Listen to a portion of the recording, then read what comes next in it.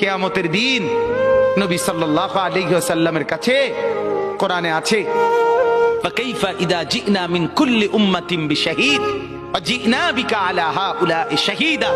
নবীকে বলছে আল্লাহ, বন্ধু আপনার উম্মতের প্রত্যেকের আমলনামা আমি আপনার হাতে দেখাবো, আপনার হাতে,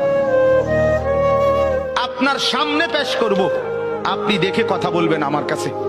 সুপারিশ আপনি কইরেন, মানা নাই, কিন্তু আপনি দেখা করবেন। রাসূলুল্লাহ সাল্লাল্লাহু আলাইহি ওয়াসাল্লাম যদি হাসরের ময়দানে এরকম আমলনামা খুলে উল্টায় আর পৃষ্ঠার পর পৃষ্ঠা দেখে ফজর নাই, জোহর নাই, আসর নাই, মাগরিব নাই, ইশা নাই, শনিবার রবিবার, মদ জুয়া, অবৈধ উপার্জন, গান বাদ্য, নাটক, সিনেমা, জিনা, ব্যভিচার, বেহায়া, বেপর্দা সব উল্টায়। আল্লাহ নবী সাল্লাল্লাহু আলাইহি ওয়াসাল্লাম তখন বলবে, উম্মত কি এটা? উম্মত আমার 23 বছরের এত চোখের পানির কথা একবারও মনে হয় নাই?